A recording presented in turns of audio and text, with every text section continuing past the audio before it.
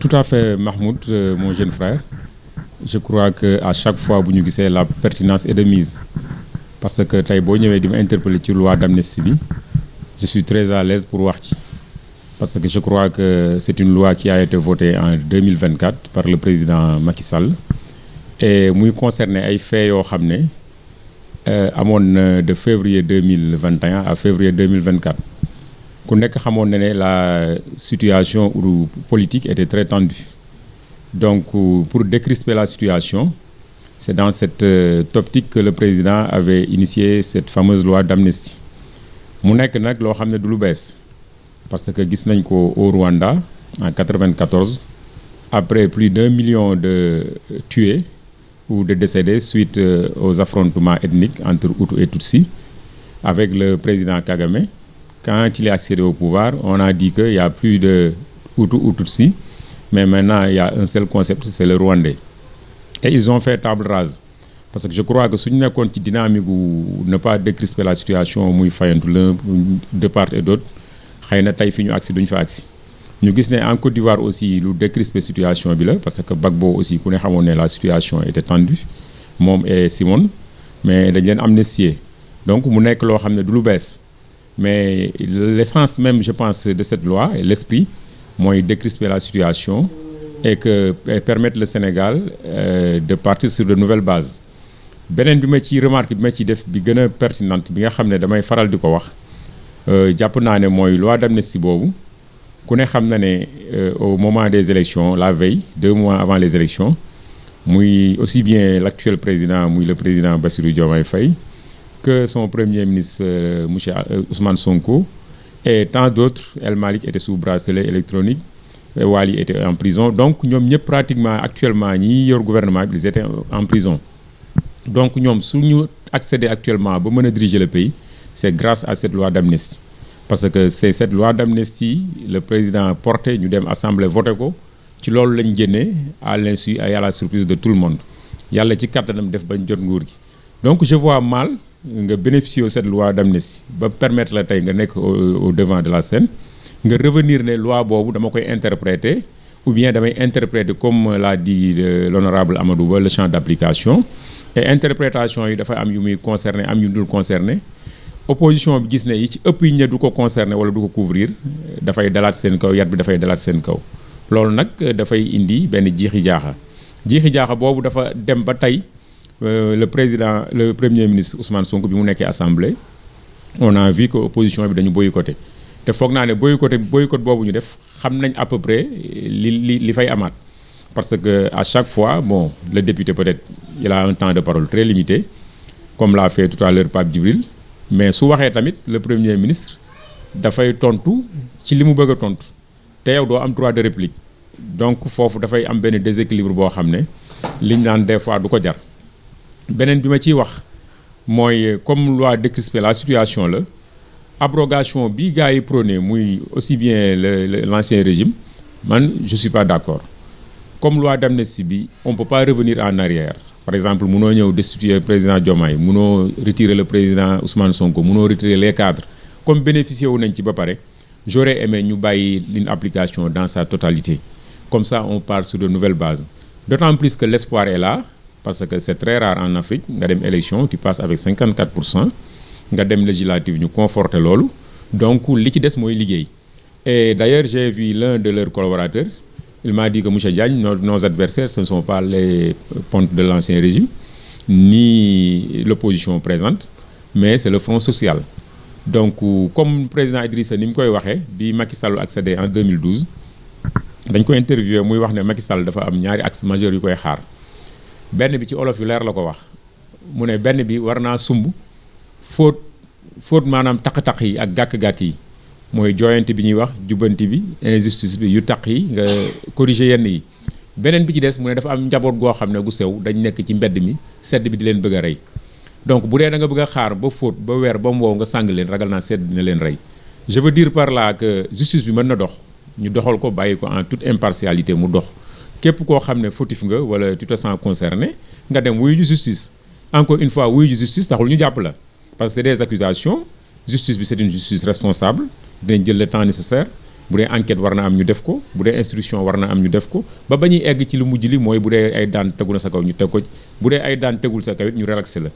beneen bi ci topp loolu waru koo empêcher besoin ardent yi ak espoir bi population yi amoon mooy li nga xam ne mooy wutal leen liggéey ndaw ñi mooy relancer l'industrie relancer l'agriculture bon taxawu nit ñi jëlee leen point A yóbbu leen point B te dañ gis ne ba léegi côté boobu dafa sooxe boo gisee à chaque fois dans les discours du premier ministre Ousmane Sonko muy wax ne effet yi lay xaar wala dafa bëgg lu impacté donc loolu la parce que à travers Thiès fii ñu nekk yéen a ma ko gën a xam boo gënoon def sondage léegi di nga ko xam ba ci muy commerçant yi Thiès yàlla dafa am benn particularité pratiquement y a pas de société ou d'usine foo xam ne xale yi ñu ngi fay xëy dawal jakarta ak commerce ñooy activité majeure yi tey ñaari secteurs yëpp dafa nekk à terre donc pour mu impacter ci population yi aussi yombul parce que même réduction des prix yi ñuy wax bala mu woon mën a gën a impacter panier de la ménagère dala nekk ci mais bu dee contexte bi ñu nekk dañ gis ne vague de licenciement yi bari na kër goo dem peut-être kenn fa daan nekk chantier wala yooyu chantier yooyu taxaw na la mu daan ma amatu ko donc prix yi su nekkoon à moitié sax pour ñu jënd ko dafay jafe korite gi rek illustration bu parfaite la te su continuer nii yaakaar na tabaski gi mooy raw. waaw tout à fait donc je l'ai brossé tout à l'heure parce que l'opposition je dis pas radicale mais ñi fa nekk au moins ils sont expérimentés je prends un frère comme Abdou Mbow qui a fait 3 législatures donc kenn mënu ko bañal expérience parlementaire bi mu am ku mel ne maître Aïssata Tall Sall ku mel ne Amadou Ba ñooñu vraiment am na lu ñu mën a apporter Sénégal bien que ñi ngi woon ak l'ancien régime parce que moi je suis pas un nihiliste te contexte bi ñu toll dañ nekk ci contexte de construction ou de reconstruction donc kuy reconstruire da ngay soxla lépp ci lu baax donc ñoom nag suñu gisee ne bu ñu demee assemblée la plupart du temps bu ñu waxee peut-être dinañ récolter ay manque de respect ay dénigrement ay intimidation loolu ils préfèrent se retirer d'autant plus que li Olof Njaay di wax fépp foo xam ne boo demee teew fa doo fa jariñ doo fa def doo fa dindi boo dee kilifa wuute ko da koy gën. waaw là je suis à l'aise pour répondre parce que je vais prendre un cas le cas de Pape Djibril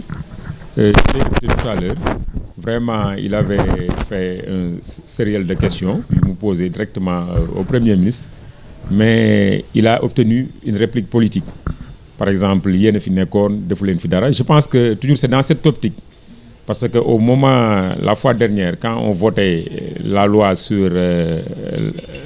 l'interprétation de la loi d'amnistie je crois que aussi bien muy Maître Aïssata muy keneen comme que Pastef est parti majoritaire on a vu pratiquement ay huées la ñuy am Abdou Mbow bi muy wax il a été entrecoupé yuuxu yi bëri ba finalement il a fallu l'intervention du président pour ñu restaurer kii je crois que yu demee noonu et puis li may wax léegi rek bañ a sentir ce poids xëy na booy wax da nga koy wax fa nga ko war a waxee mais élégance républicaine daf doon bëgg suñu dikkee bu ñu waxee ne serait-ce que par esprit républicain ñu mën leen tontu ci dynamique bi ñu waxee mais à chaque fois bu ma gisee on l'a vécu avec Abdou Karim Sall quand il a interpellé le premier ministre Amadou Ousmane Sonko il lui a dit que yow sa place war woon nekk fii donc tu vois à la limite boo waxee tu récoltes des intimidations des trucs yoo xam ne tu n'aimerais pas entendre ça tu mieux vaut tu préfères te retirer et mener tes combats politiques ailleurs. waaw tout à fait je crois que Mansour il voulait montrer au peuple que nous sommes pas dans un état de droit quelque part entre guillemets parce que personne ne peut comprendre un citoyen boo xam ne benn charge pesé wul ci moom amul benn convocation ou interpellation donc mu bëgg a génn voyager nga ne ko doo tukki loolu kenn mënu ko expliquer par exemple bi mu saisir Cour suprême aussi pour conforter ne peut-être c'est un manquement au niveau du gouvernement la Cour suprême avait ordonné que ñu bàyyi ko mu dem d'autant plus que amul benn interpellation ak yooyu néanmoins bi mu demee dañ ko retenir mais dégg naa ne démb ou tey il est convoqué donc peut-être loolu lañ doon xaar ci moom mais de toute façon l'un dans l'autre il y a un manquement parce que li waroon jiitu peut-être lañ jiitalul parce que comme il est inculpé mënoon nañ ko teel a notifier mu am notification wala interdiction de sortie du territoire donc là on n'aurait rien dit parce que ils ont prêté quelque part le flanc parce que je peux pas que l'État soit en porte-faux avec un décret de la Cour suprême loolu vraiment c'est un manquement à corriger et je pense que dans l'avenir ils vont prendre acte de cela voilà. waaw mon point de vue ci loolu moom mooy pour le moment je peux pas parler de rupture parce que je vais parler du factuel lu am dans le passé peut-être ci fait yi ci ngay mën a juger pour xam ndax am na wala amul parce que liberté de presse bi ñu ngi ko doon chanter di ko wax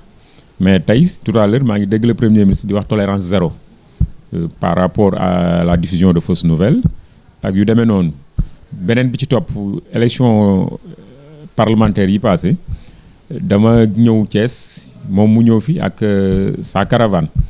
mais bi mu dikkee il a interpellé aussi bien le ministre de l'Intérieur Jean-Baptiste que le ministre de la Justice mu ne moom il va plus accepter gars yi di ko attaquer te ministre bi du intervenir yamul ci loolu mu ne ministre yi ku ne xam na ne c'est une autorité politique entre guillemets comme ni mu ko waxee ce matin à ma grande surprise 1 heure de temps après on nous a informé que caravane bi ñu nekkaloon muy sàmm sa kàddu dañ leen a kar àllukaañ interpellé leen on avait arrêté plus de 70 personnes bon d'accord ma ne ok j'attends de voir parce que puisque il était question de rétablir l'ordre je crois que bu ñu perquisitionné benn caravane boo xam ne partie la ci le jeu dañ koy def ak yeneen caravanes yi mais à ma grande surprise aussitôt après ñu perquisitionné leen arrêté leen yóbbu leen Saint-Louis depuis loolu gisaatuma beneen caravane bu ñu perquisitionné donc ma jàpp ne loolu aussi bu doon indépendance am na wala justice équitable am aussi bien ni ñu ko perquisitionné noonu la ñuy perquisitionné même la caravane de la mouvance présidentielle justice dafay tëdd njaaxaanaay comme ni ñu koy waxee beneen bi ci topp li ma lay wax ci Mansour Faye benn fait la parce que comment se voit que une décision de justice ou bien nga bañ ko appliquer peut-être am na yeneen ordre yu jóge feneen yoo xam ne moo tax police bi bloqué ko beneen bi ci topp aussi bon gis nañ ne actuellement le cas de Moustapha Diop dama koy déplorer parce que c'est une affaire purement privée moom ak la dame Tabaski Ngom am nañ différent mu ne lebal na ko xaalis bi ñu demee loolu peut-être police bi wala zone d'arrondissement bi ko am mënoon na leen convoquer comme c'est entre privé c'est une question privée bu dikkee bu dee daf ko yoral comme ni ñu koy defee su médiation pénale amee su reconnaissance amee traçabilité am ba mu reconnaître ba ñu établir ne la dette existe ñu xool nu ñu koy régler loolu jarul woon je crois que tout ce tollé et tout ce bruit autour de toute façon comme je le disais 6 mois en arrière dans votre prestigieuse émission 60 minutes pour convaincre leur priorité c'est ailleurs du ay personnes du ciblage du yooyu leur priorité c'est le front social dañu amoon ci ñoom yaakaar pour un changement de conditions de vie aspiration à une vie meilleure et création d'emplois par rapport à la jeunesse mais au moment où je vous parle man xawma ku xam jeune bu am liggéey bi ñu toogee ak léegi pratiquement jeunes yu ñàkk liggéey laa gën a xam que jeune bu am liggéey donc loolu mënu ma tuddee ne bon changement bi ñuy xaar ci ñoom mi ngi am. waaw là aussi bon dama ko doon déplorer parce que je disais tout le temps que ni nañu éviter def une justice des vainqueurs par exemple je vais en guerre j'ai gagné bon man maay def sama justice képp ku nekkoon de l'autre camp dañuy jël say biens seddale ko ñi àndoon ak man dañ lay kii comme c'est ce qui s'est passé dans le temps parce que justice des vainqueurs boobu laay bañ parce que je crois que koo xam ne peut-être justice bu sévir sa kaw lay dal xam naa ne peut-être doo yàkkamti justice bi sévir loolu c'est un bon sens question de bon sens et comme disait le bon sens est la chose la mieux partagée donc je vois mal un ministre de la République de cette envergure Ousmane Diagne ku ne xam na ko ci ak bañam ci ak vraiment sens de la responsabilité ci parce que bu demee bay wax ne après 38 ans de carrière je vois pas ñuy def pression ci man dossier bu ne dafa war a jël temps moom il a dit ce qui li war a am la wax parce que je crois que dossier boo ko jébalee nit da nga koy jox le temps qu'il faut c'est à lui maintenant de faire ses enquêtes de faire ses qualifications de bu jaree instruction mu def instruction ba am tous les éléments enquêtés à charge et à décharge bu amee tous les éléments yoo xam ne dafay inculper l'accusé peut-être mu mën a sévir mais un président de la République encore une fois qui est nommé par le peuple et pour le peuple mu ñëw wëlbatiku di wax ne peuple bi ñooy xaar peuple bi amatul lu ñuy xaar peuple yow lañ dénk c'est à toi maintenant de définir l'action gouvernementale ak fan nga jëmee réew mi justice bi nu mu war a doxee yow yaa koy définir mais du peuple bi ñooy ñëw di def pression ak seeni état d'âme ngay gérer encore une fois dama koy wax parce que avant muy def sortie boobu la nuit bon rencontre bi mu doon def dama dégg Azoura di wax di attaquer Ousmane Diagne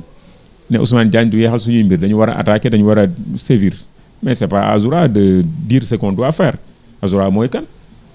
Ousmane Diagne c'est un ministre de la République et am na loo xam ne ñoom am nañ ay canaux de communication ak moom yoo xam ne waruñu am discorde ci ñoom donc je pense que li mu wax ci suba gi bu président di wax loolu la war a conforter loolu mooy solidarité gouvernementale donc suñu ñëwee président jël beneen côté dañuy jàpp ne dafay solidarité gouvernementale bi des na wala ou quelque part am na ay couac bien que Ousmane ñu ngi koy souligner ce matin di wax ne opposition bi loolu la ñuy ñaan seen défaite ak yooyu mais am na loo xam ne c'est factuel c'est visuel da nga koy gis donc encore l'un dans l'autre daal j'aurais aimé ñu bàyyi la justice faire son travail ñoom leur travail du se focaliser sur la justice ou de c'est pas de faire encore une fois une justice des vainqueurs c'est pas encore une fois de faire de l'acharnement li am na si les délits ou les faits sont établis nañu leen poursuivre mais ñoom ñu ngi leen di xaar ailleurs c'est d'impacter sur la vie des populations et de changer les conditions de vie des populations encore une fois. loolu à chaque fois damay nekk à l'aise pour wax ci parce que je suis au cœur parce que yàlla dafa def ñi fa nekk c'est des collaborateurs c'est des amis donc encore une fois dañuy wax ne licenciement série mais licenciement amagul peut-être c'était un projet de licenciement. Donc on avait ils ont bien que l'actuelle équipe avait pris toutes les dispositions nécessaires tenir fi ay rencontres pour éventuellement licencier mais gars yi bi ñu organisé woo def riposte ak syndicat peut-être ci la ñu reculer d'ailleurs la dernière communication bi ma dégg il parle plus de licenciement mais ñi ngi wax dinañ xool nu ñu gérer la situation donc loolu ça montre que c'est un recul parce que je vois mal nga ñëw dans une boîte boo xam ne dafay màgg. Parce que quoi qu'on puisse dire, le DG sortant, il a mis plus de 52 milliards pour faire l'aéroport de Ousmane Masseck Ndiaye de Saint-Louis. Aéroport doo ko tabax ba pare te jëloo fa ay nit bi mu dikkee ci l'aéroport yokk certification yi aéroport Cap Skirring doo ko defar ba pare te jëloo fa ay nit Tamba également non plus mais ñooñu ay nit ngay jël ñu dëkk Thiès ñu dëkk Tamba c'est des Sénégalais ils ont droit à un emploi li ñu war a teg concept bi mooy c'est des Sénégalais c'est des jeunes am nañ le niveau am nañ les diplômes requis soxla nañ leen mais jël nañ leen mu dëkk Thiès mu dëkk Tamba ça n'a aucune importance beneen bi ci topp am na lu ma ko nangul parce que il est revenu à de meilleurs sentiments parce que mi ngi naan peut-être ñi am CDD xëy na bu seen contrat jeexee mën nañ ko bëgg a reconduire comme l'a bien souligné Birame Souleye ce matin donc mais ñi nga xam ne am nañ ay CDI te boîte bi soxla leen ñooñu soit da nga leen di jël wala nga redéployer leen donc li ma gën a neex daal ci communication ces derniers jours il ne parle plus de licenciement mais d'essayer de trouver des solutions pour recaser le personnel. waaw xam nga état bi ñu dikkee dafa am lu leen dal te loolu c'était un peu transversal parce que dama toog veillu Korité bi ak samay grand ñuy waxtaan benn grand parmi grand yi toogoon ne ma dañ ko woo réunion au niveau de leur quartier aux HLM pour bourse familiale yi Macky Sall defoon donc bi ñu dikkee ils avaient arrêté ça. mais boo génnee muy TikTok muy les réseaux foo def interview ñi ngi naan amaloon na leen njariñ ci biir amaloon na leen njariñ ba peut-être ñu amuñu alternative ñu relancer waat ko yooyu nag daf leen dal ci lu bari foncier bi boo demee aussi à Thiès que ce soit muy littoral bi ils avaient beaucoup arrêté dañoo dikk arrêté lu bari loolu dafay brosser ba ci PACASEN bi ils ont empêché les maires boo dikkee ci état continuité la boo gisee yu baax comme niñ ko loué ci terre bi ci BRT bi ak yeneen donc état continuité la da ngay fexe peut-être am na ay manquement nga joyanti ko mais da ngay continuer parce que 1960 ba léegi ñi fi nekk bu ñu def woon dara bon état du agsi fu mu agsi donc boo agsee am na foo agsi ki fi nekkoon am na lu mu def mais da ngay yokk ci loolu mais doo ñëw par exemple nekk un nihiliste wala nga ñëw bëgg a reprendre sur de nouvelles bases je crois que boo ko bëggee def ça risque d'être compliqué d'autant plus que le temps n'attend pas ils sont élus pour 5 ans une année dem na 2029 année d'élection la nga def ci dafay néew bon ñetti at daanaka moo leen dese donc il doit prendre compte de cela xam ne état continuité la projet yi nga xam ne c'est des projets porteurs parce que AIBD quoi qu'on puisse dire muy ëpp aérien bi ñu doon def qui était un budget de 500 milliards ñu war a def ay école boo xam ne dañ fay former ay aviateurs ay réparateurs ay dawalkatu avion defal ay école yu doy waar parce que ëpp aérien bi rek li fa mënoon nekk dafa bëri ak centre yi ñu waroon defar yooyu mu nekk un package boo xam ne doon na générer autant d'emplois parce que boo déggee Cheikh Bamba di wax ne ci kanam tuuti mën nañ créer waat ay 1000 emplois yooyu il parle de ces projets peut-être il l'a dit indirectement donc l'un dans l'autre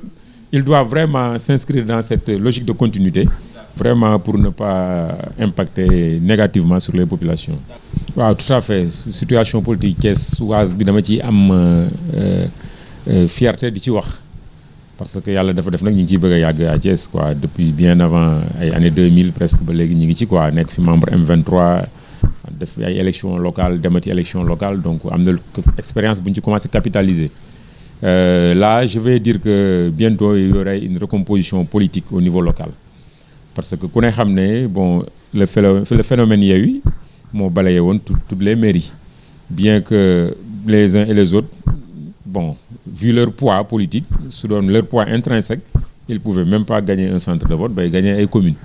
et ni ma gisee dynamique bi parce que politique aussi pour borom xel yi la dañ naan amul logique du ëmb day wasin mais am na logique parce que li ñu def ci législative yi seen investiture yi bon ils sont restés entre quatre murs defar seen liste ne bépp allié bu bëgg a adhérer nga adhérer parce que ci liste bi gisuma ci benn allié boo xam ne am na ci benn investi loolu c'est un signal fort parce que je l'ai dit et je l'ai redit ku mel ne le maire Babacar Diop vu ak partem dayoo bi mu am ak la dayoo bi mu koy jox je vois mal mu dem élection législative non seulement il n'a pas de liste mais liste bi muy supporter amu ci sax suppléant loolu ça pose problème ou bien il doit se poser des problèmes ak ñeneen ku mel ne Maître Diagne ak keneen parce que ñoom peut-être seen légitimité ñu ngi ko doon tirer ci Pastef te dynamique boobu loolu war nañ ci bàyyi xel ne local yi jëm ci logique boobu mooy Pastef dafay am aussi bien candidat en ville et dans les autres mairies parce que c'est un parti jeune qui veut vraiment implanter ses bases donc ñoom ci loolu war nañ ci am jàngat boobu bu amee je donne un cas par exemple en ville Babacar Diop nekk candidat il n'est pas porté par Pastef am candidat je donne un exemple Birame Souleye soit candidat par exemple donc reconfiguration commencé na et ku ne xam na ne c'est Thierno qui était deuxième Ablaye était troisième la coalition Idrissa moo nekkoon deuxième plutôt Ablaye troisième Thierno quatrième donc ñooñu dañuy am beneen place parce que écart de voix bi c'était pas énorme donc yooyu yëpp nekk ay jàngat bien que actuellement léthargie am na foofu moo ciy lancer un appel à tous les acteurs politiques wax leen ne politique moo demee noonu du politique rek mais àdduna dafay am ay haut am ay bas mais boo nekkee ci les moments troubles aussi bu mu tax nga lâché wu comme disait Mandela bon quand on tombe il faut se relever l'important ce n'est pas de tomber mais boo daanoo nga jugaat donc comme élection présidentielle ñu ci bëri ñi ñu àndaloon xëy na jàlluñu donc daanu lañ koy tuddee mais weesul ñu jugaat parce que Thiès li ñu doon xaar ci seen maire yi ñu ci bëri gisuñu ko je vais vous donner un exemple que je maîtrise bien muy quartier Serigne Ablaye Yakhine mu bokk ci mairie bu Ousmane Diagne Thiès Est je vous dis que nos projets prioritaires listé woon naa ko muy délocalisation garage Tasset bi parce que dafa ak proximité am ak école bi booy yi suñuy jéggi ak yooyu accident yi dafay bari foofu te quartier bi c'est étroit dañu soxla espace public boo xam ne soit jardin la soit parking de quartier fu ñu am fu ñuy garer suñu oto yi da ngay ñëw doo am sax foo garer école bi aussi vu la densité de la population bëgg nañ mu am CM au moins CM ni mu amee CM Diamaguène R100 mu am CM Ablaye Yakhine lenn laa fi gis loo xam ne xaw nañ ko def laay wax muy poste de santé bi te loolu ci PACASEN bi la bokk c'était au temps de Pape Diop peut-être continuité boobu la inscrire donc munoo nekk mairie nag pendant 5 ans ñu def la ci gox te nit mënul teg baaraamam ci loo def nga bëgg a ñëw daganaat baatu askan bi loolu foo koy teg quelque part sax dama naan jàpp askan bi lay doon donc nañu takkaat taxawu ñun ñi fi nekk te bëgg changer la donne la main dans la main ñu taxaw commençant par comme benn concept bu ma lancé occasion mu wax ko muy forum de quartier les forums de quartier à travers les 19 quartiers de la commune ou bien à tous les quartiers de Thiès dañ ko war di def bu ñu demee les leaders yi nekk ci quartier yi ñu dajale leen les personnes ressources les associations ñu toog forum de quartier déceler les problèmes et les difficultés des quartiers et les besoins du quartier mu nekk benn expression ñu tëgg ko suñ ko defee ci 19 quartiers tëgg ko loolu dafay nekk un programme quinquennal boo xam ne 5 ans yi ñëw ku fi nekk maire ci loolu ngay dox mu nekk benn pacte bu ñuy signé les personnes ressources porté ko ku ne teg say intérêt ak say égo fële ñu jiital la commune jiital Thiès donc ci loolu daal ci laay woo ñëpp. ah oui c'est d'abord c'est la logique politique ensuite Thiès ñëpp dañ xamante quelques-uns de Pastef ñu ma ci approché yëpp ils m'ont dit clairement que ni dañuy am candidat que ça soit à l'est que soit en ville te li ñuy wax naar bu ndaw lu mu wax ci xayma bi la ko jëlee peut-être loolu ci kaw la ñu ko jëlee. waaw loolu man du ma ko mën a tuddee trahison parce que aussi Pastef am na lu mu leen jox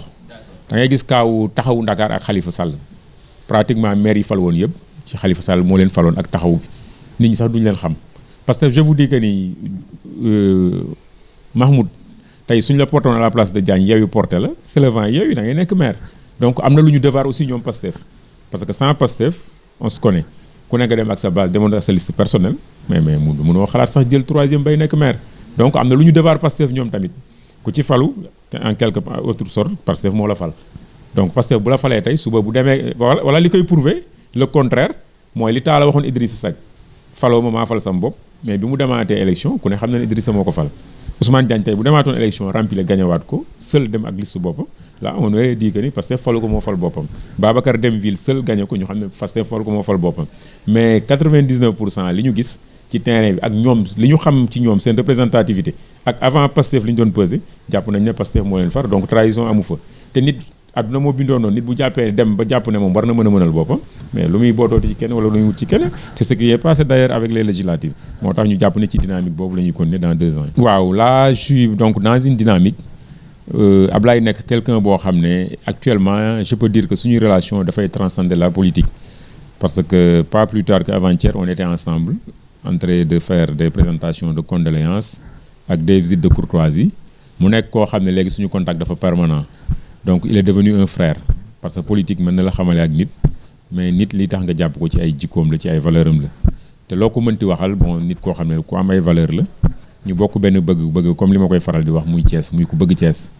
C'est quelqu'un qui est prêt à faire des concessions pour que Thiès aille de l'avant. C'est quelqu'un qui ne ménagera, je sais, et qui n'a ménagé dans le passé aucun effort pour le rayonnement de Thiès. C'est quelqu'un qui a tout fait pour Thiès et qui a tout donné à Thiès. Donc koo xam ne Thiès moo ko devoir actuellement.